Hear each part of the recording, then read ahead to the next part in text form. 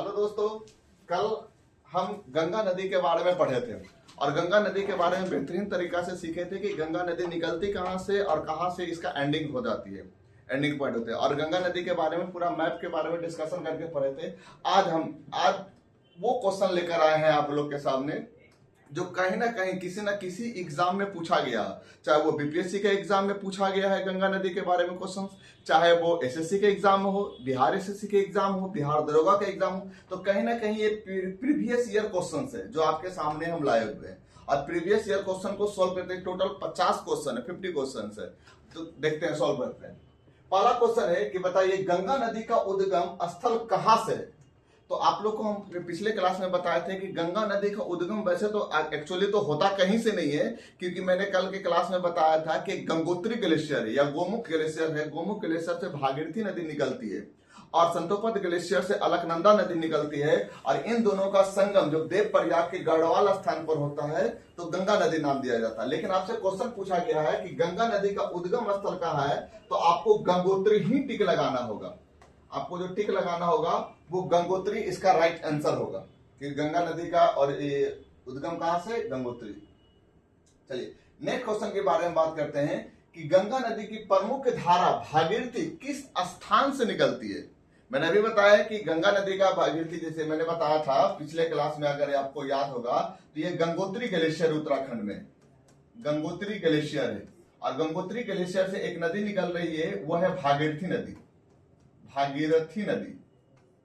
और इधर से संतोपंत ग्लेशियर से एक नदी निकल रही है, वो है अलकनंदा नदी और इस स्थान पर देवप्रयाग नामक स्थान पर मिलता है और इसका नाम हो जाता है गंगा।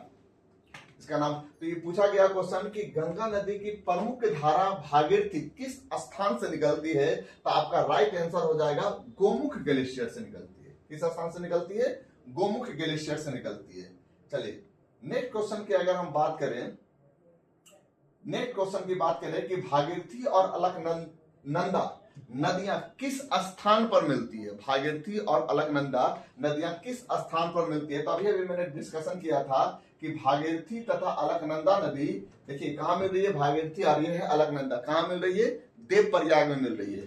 तो आंसर इसका कहां क्या हो जाएगा, भागीरथी और अलकनंदा नदियां किस स्थान पर मिलती है, तो ये मिल रही है कहां, देवप्रयाग में मिल रही है। कहां मिल रही है, देवप्रयाग में। ओके नेक्स्ट क्वेश्चन, देवप्रयाग से नीचे नदी का नाम क्या हो जाता है। देवप्रयाग से नीचे नदी का नाम हो जाता है बच्चा गंगा। क्या नाम हो जाता है, क्योंकि भागीरथी नदी और अलकनंदा नदी गढ़वाल जिला के देवप्रयाग में मिलती है और यहां से इसका नाम पड़ जाता है गंगा। यानी गंगा वैसे तो किसी ग्लेशियर से नहीं निकल रही है, दो नदियों का संगम है। कौन सा दो नदियों का संगम है, भागीरथी और अलकनंदा का संगम है गंगा। चलिए नेक्स्ट क्वेश्चन के बारे में डिस्कशन करते हैं। गंगा की कुल लंबाई लगभग कितनी है। पिछले क्लास में मैंने डिस्कशन किया था कि गंगा की कुल, भारत की सबसे लंबी नदी है गंगा नदी और जिसकी कुल लंबाई है 2525 किलोमीटर। कितना है, 2525 किलोमीटर। गंगा नदी किस दिशा में बहती है। वैसे तो गंगा नदी आप देखे होंगे कि इधर उत्तराखंड है, उत्तराखंड से होते हुए उत्तर प्रदेश, उत्तर प्रदेश से होते हुए बिहार, बिहार से होते हुए कहां आती है, झारखंड, और झारखंड से कहां चल जाती है, पश्चिम बंगाल, और पश्चिम बंगाल के बाद कहां चल जाती है, बांग्लादेश। और बांग्लादेश में किस नाम से जाना जाता है, इसको पद्मा के नाम से जाना जाता है। तो ये किस दिशा में बढ़ रही है, तो आपको देख रहे होंगे पश्चिम से लेकर पूरब की दिशा में चल रही है, पश्चिम से लेकर पूरब की दिशा में चल रही है। तो गंगा नदी किस दिशा में बहती है, पश्चिम से पूरब की दिशा में बह रही है। चलिए नेक्स्ट क्वेश्चन पर आ जाते हैं। गंगा की सबसे बड़ी दाई उपनदी कौन सी है। उपनदी का मतलब यहां पर है सहायक नदी कौन सी है। तो देखे होंगे कि गंगा एक तरफ ऊपर से आ रहा है गंगा नदी और नीचे से आ रहा है बंदरपुछ ग्लेशियर से एक नदी आ रही है, उस नदी का नाम है यमुना नदी।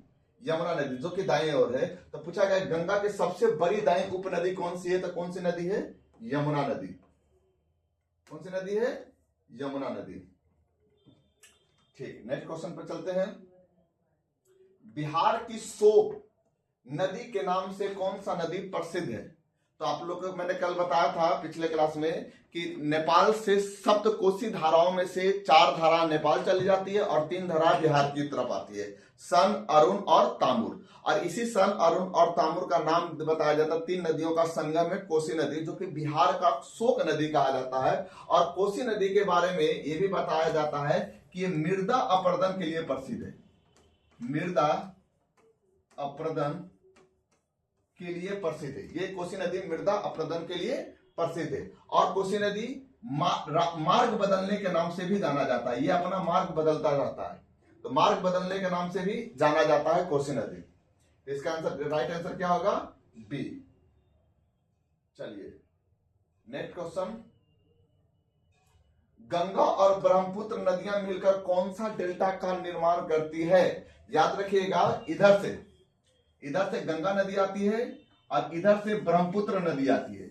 ये गंगा, बांग्लादेश में गंगा को पद्मा कहा जाता है और ब्रह्मपुत्र को बांग्लादेश में जमुना कहा जाता है। और इन दोनों नदियां मिलती है और इन दोनों नदियां मिलकर बनाती है मेघना नदी। कौन सा नदी?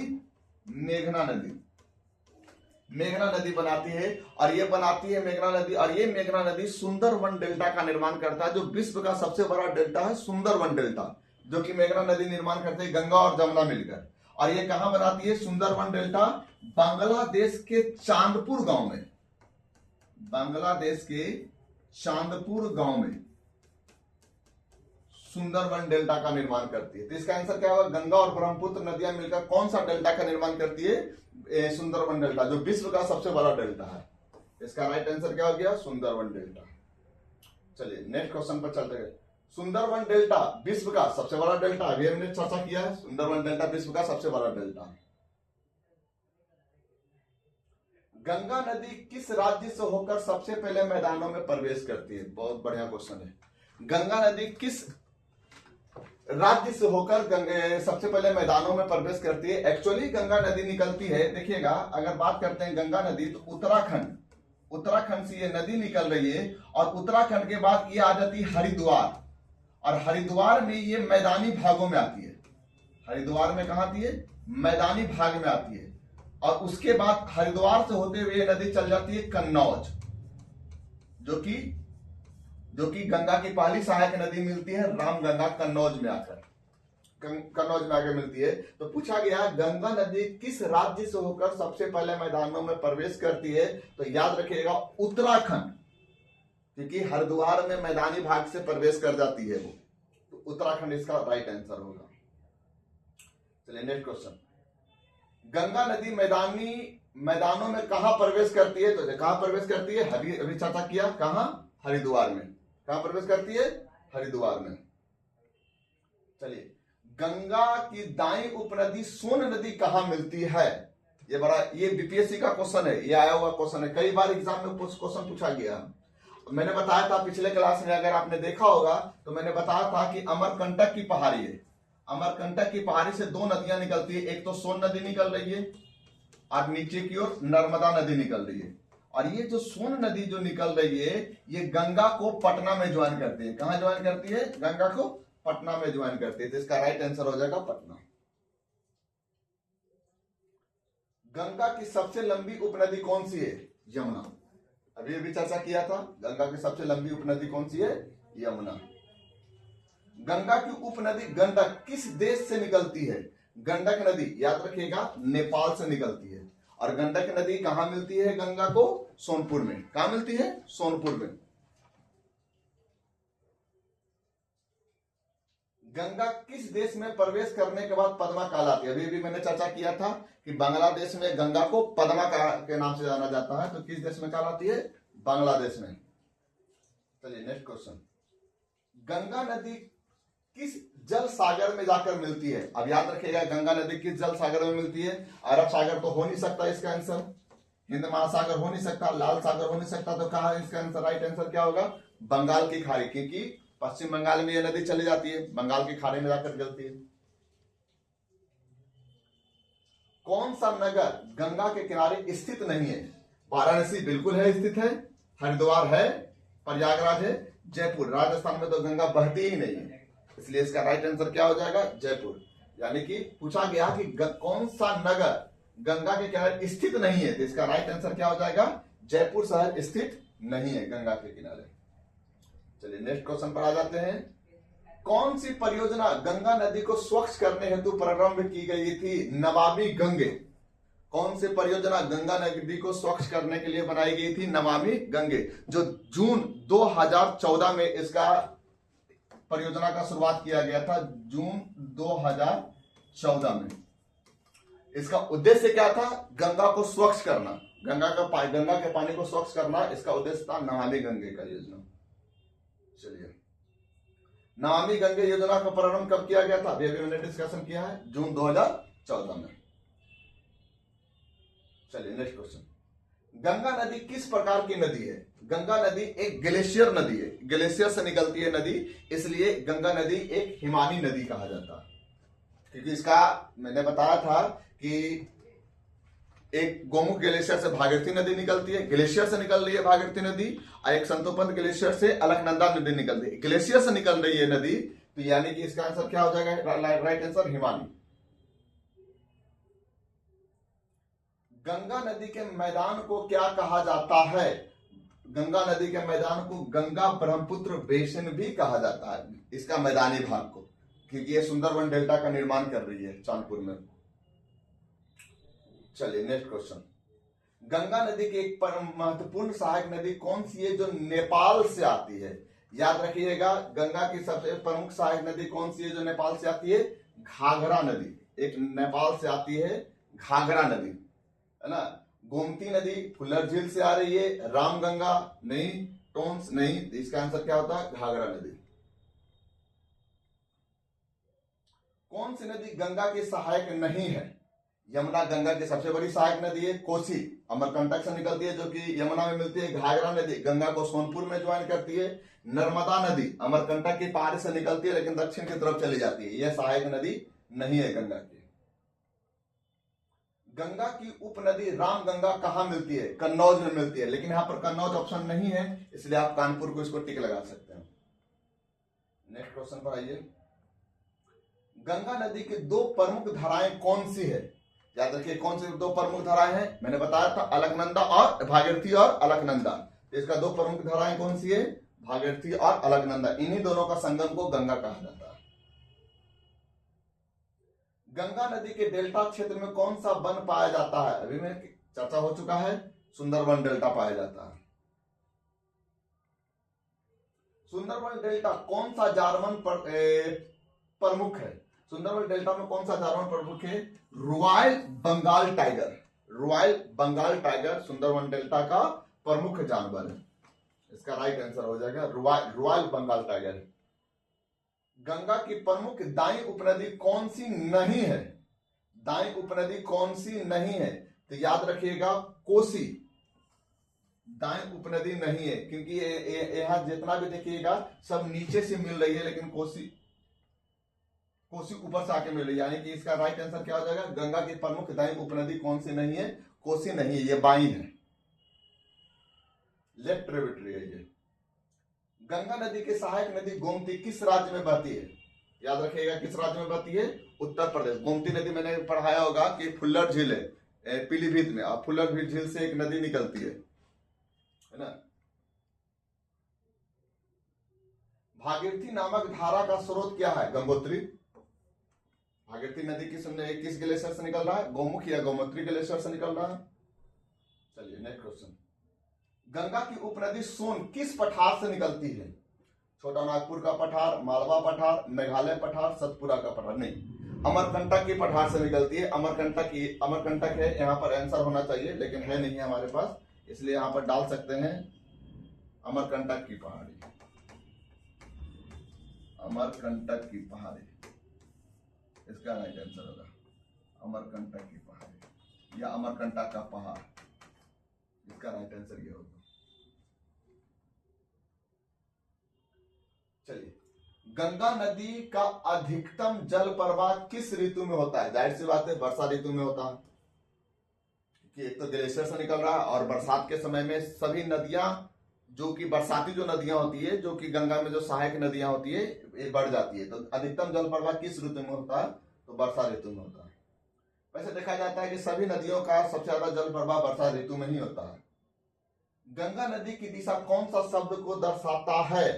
याद रखिएगा, वैसे तो कोई शब्द को तो नहीं दर्शाता है गंगा नदी की दिशा, क्योंकि ये हर एक जगह पर अपना रास्ता बदलती है, हर एक जगह पर अपना रास्ता बदलने का है। लेकिन इसका अगर आंसर दे सकते हैं तो ये समानांतर दिशा को शब्द को दर्शाता है। एक समानांतर चलती है नदी। किस शहर को गंगा तट का काशी कहा जाता है? किस शहर को गंगा तट का काशी कहा जाता है? याद रखिएगा, वाराणसी को काशी कहा जाता है।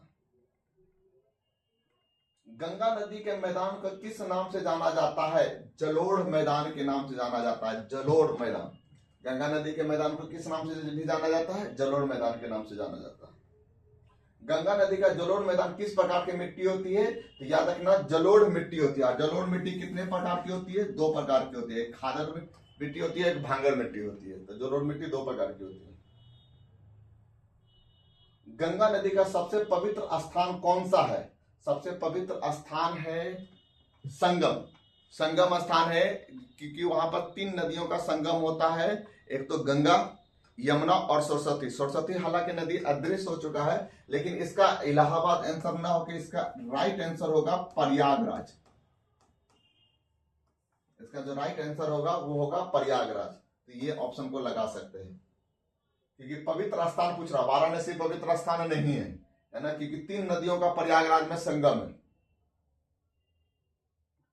गंगा नदी के डेल्टा में कौन सी मछली प्रसिद्ध है? देखो, मछली प्रसिद्ध है, रेहू और कतला दोनों प्रसिद्ध है। टाइपिंग थोड़ा सा क्वेश्चन में थोड़ा सा यहाँ पर ए और बी और सी दोनों आंसर इसका राइट आंसर होता है। वैसे डॉल्फिन मछली भी ज्यादा प्रसिद्ध है, लेकिन रेहू और कतला दोनों इसका आंसर राइट है। अब किसको टिक लगाना है? अगर आपके एग्जाम के क्वेश्चन आपको पॉइंट ऑफ व्यू से देखा तो दोनों में से कोई एक देगा, नहीं तो बी और सी करके देगा ये क्वेश्चन। अगर आप बीपीएससी के एग्जाम में बैठे हुए हैं तो वो दे देगा 1 से अधिक। गंगा एक्शन प्लान कब प्रारंभ किया गया था? प्रारंभ तो वैसे गंगा एक्शन प्लान 1986 में किया गया, लेकिन शुरुआत में 1985 में स्टार्ट हो चुका था गंगा एक्शन प्लान। अगर इसका राइट आंसर देखा जाए तो 1986, लेकिन पूछा गया गंगा एक्शन प्लान कब प्रारंभ किया गया था? 1985 इसका। इस ऑप्शन के अकॉर्डिंग 1985, क्योंकि 1985 में गंगा एक्शन प्लान, क्योंकि पानी को संरक्षित करने का, पानी को साफ रखने का प्लान शुरू हो चुका था 1985 से। गंगा नदी के जल प्रमुख उपयोग किसमें होता है? सिंचाई में भी होता है, जल विद्युत इलेक्ट्रिसिटी में भी होता है, नौ वाहन में भी होता है, नाव चलाने में भी। इसका राइट आंसर होगा उपरोक्त सभी। गंगा नदी का प्रमुख जल उपयोग किसमें होता है? सभी में होता है। गंगा नदी का सबसे लंबा प्रवाह किस राज्य में? याद रखिएगा, उत्तर प्रदेश में। लगभग 1100 कुछ किलोमीटर गंगा यहां पर बहती है, तो सबसे ज्यादा लंबा प्रवाह किस राज्य में? उत्तर प्रदेश में। गंगा के डेल्टा क्षेत्र में मिट्टी किस प्रकार की पाई जाती है? अभी मैंने चर्चा किया था, जलोढ़ मिट्टी पाई जाती है। चलिए नेक्स्ट क्वेश्चन। गंगा नदी किन 2 देशों में बहती है? गंगा नदी किन 2 देशों में बहती है? भारत नेपाल नहीं, क्योंकि गंगा नेपाल में नहीं जाती है। चाइना से कोई मतलब नहीं है, भूटान से भी कोई मतलब नहीं है। तो गंगा और बांग्लादेश, इसका राइट आंसर क्या हो जाएगा? भारत में गंगा कहा जाता है, बांग्लादेश में इसको परमा कहा जाता है। पूछा गया गंगा नदी किन 2 देशों में बहती है? तो याद रखना, भारत और बांग्लादेश में गंगा नदी बहती है। चलिए नेक्स्ट क्वेश्चन। गंगा नदी का तटीय भाग किस खेती के लिए प्रसिद्ध है? गन्ना और धान दोनों के लिए प्रसिद्ध है। गंगा नदी का तटीय भाग किस खेती के लिए प्रसिद्ध है? गन्ना तथा धान के लिए प्रसिद्ध है। किस शहर को गंगा का प्रवेश द्वार कहा जाता है? मैंने पिछले भी चर्चा किया था, हरिद्वार को प्रवेश द्वार कहा जाता है, क्योंकि यहाँ के बाद मैदानी भाग में गंगा एंट्री कर जाती है और मैदानी भाग के बाद ये उत्तर प्रदेश चली जाती है, तो हरिद्वार को गंगा का प्रवेश द्वार कहा जाता है। गंगा की सहायक नदी जो नेपाल से आती है और बिहार में बाढ़ लाती है, बाढ़ कौन सा नदी लाएगी? कोसी नदी, क्योंकि बिहार का शोक नदी कहा जाता है कोसी नदी को, जो कि हर साल लगभग हर साल बाढ़ लाती है कोसी नदी। किस नदी का संगम प्रयागराज में होता है? मैंने बताया था गंगा, यमुना और सरस्वती तीन। हालांकि सरस्वती अदृश्य है, लेकिन संगम था, एक समय का संगम था, है ना। गोमती नहीं, कोसी नहीं, गोमती नहीं, सोन नहीं, है ना, ऐसा कुछ नहीं है। यानी कि इसका आंसर क्या हो जाएगा, गंगा यमुना और सरस्वती, इसका संगम प्रयागराज में होता है। इसलिए इसको, इस स्थान को पवित्र स्थान कहा जाता है, पवित्र स्थान कहा जाता है स्नान करने के लिए। पिछले कुछ क्वेश्चन में ये डिस्कशन हुआ था। गंगा शब्द का प्राचीन उल्लेख किस ग्रंथ में मिलता है? गंगा शब्द का प्राचीन उल्लेख ऋग्वेद काल में मिलता है। और गंगा को गंगा नहीं कहा गया है बल्कि गौरा के नाम से प्रसिद्ध है, गौरा के नाम से प्रसिद्ध है। यानी कि गंगा पूछा गया, गंगा शब्द का सबसे प्राचीन उल्लेख किस ग्रंथ में मिलता है? ऋग्वेद में मिलता है, जो कि सबसे प्राचीनतम वेद है। और गंगा को गंगा का कर नहीं संबोधित किया गया है बल्कि गौरा के नाम से संबोधित किया गया। चलिए लास्ट क्वेश्चन, गंगा बचेगी तो भारत बचेगा, ये नारा किससे संबंधित है? नमामि गंगे अभियान से संबंधित है, क्योंकि गंगा बचेगी तभी भारत बचेगा और गंगा को स्वच्छ रखना ही हमारा कर्तव्य है। इसलिए नमामि गंगे का प्रोजेक्ट जून 2014 से शुरुआत किया गया था। ये था आपके पास 50 क्वेश्चन, जो कि कहीं ना कहीं किसी न किसी एग्जाम में पूछा गया था। कल हम लोग चर्चा करेंगे इंडस रिवर के बारे में, कल हम लोग चर्चा करेंगे इंडस रिवर के बारे में। इंडस रिवर के पढ़ने के बाद फिर से हम 50 से 100 100 क्वेश्चन लेकर आएंगे और फिर से चर्चा करेंगे। ये वो क्वेश्चन होते हैं जो अभी हम लाए हैं, ये वो क्वेश्चन है जो कहीं ना कहीं किसी न किसी एग्जाम में पूछा गया, ये इस तरह का क्वेश्चन है। तो ठीक है, आप लोग एक बार फिर से देख लीजिएगा इस वीडियो को, और एग्जाम के पॉइंट ऑफ व्यू से ये क्लास सबसे इंपॉर्टेंट क्लास होगा, क्योंकि इसमें क्वेश्चन पूरा का पूरा करवाया जाएगा। ठीक है, धन्यवाद।